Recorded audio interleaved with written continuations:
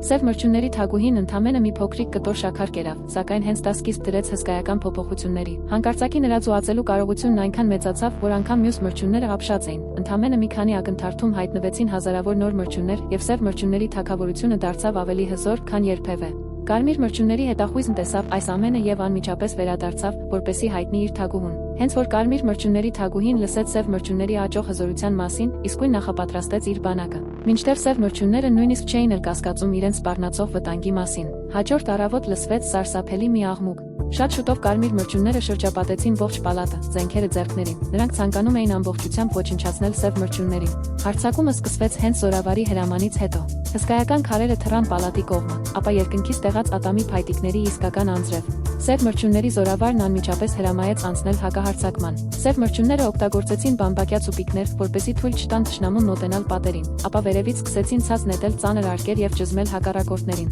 Սակայն կարմիր մրջյունները չէին պատրաստվում նահանջել։ Հանկարծ մի հսկայական երկաթե գունդ ծակեց պալատի պատն ու գլորվեց ներս։ Սա տեսնելով սև մրջյուններին խուճապ համակեց։ Զորավարն արագորեն թագուհուց թույլտվություն խնդրեց, օգտագործելու վերջին զենքը։ Հենց որ թագուհին թույլատրեց, մրջյունները դուրս բերեցին իրենց գաղտնի զենքը՝ լուցկու տուփը։ Նրանք արագորեն վառեցին լուցկին, հրդեհեցին հրթիռները եւ արձակեցին թշնամիների ուղղությամբ։ Հրթիռներն ընկան ուղիղ կարմիր մրջյունների բանակի կենտրոնում, եւ հզոր պայթյունները ոչնչացրեցին նրանցից շատերին։ Տեսնելով իրենց զինակիցների կորուստը, կարմիր մրջյունները լցվեցին ավելի մեծ կատաղությամբ։ Նրանք ամբողջ ուժով սկսեցին գրոհել պալատի պատերը։ Տեսնելով նրանց ահռելի ուժը, սև մրջյունները սկսեցին կորցնել արիությունը, եւ շատերը վախից դիմեցին փախուստի։ Այդ պահին Զատիկը հիշեց ջունգլիներում պահված հատուկ զենքի մասին։ Նա այդ մասին հայտնեց զորավարին։ Նրանք արագ պատրաստեցին թղթե ինքնաթիռ եւ դրանով ճանապարհեցին Զատիկին։ Կարմիր մրջյունների դեմ օգտագործեցին միջատասպան սփրեյ, սակայն բարեբախտաբար նրանք ողջ մնացին։ Այն պահին, երբ թղթե ինքնաթիռն ընկավ գետնին, Զատիկն արդեն թռել էր։ Այժմ սև մրջյուններին այլ ելք չէր մնում, քան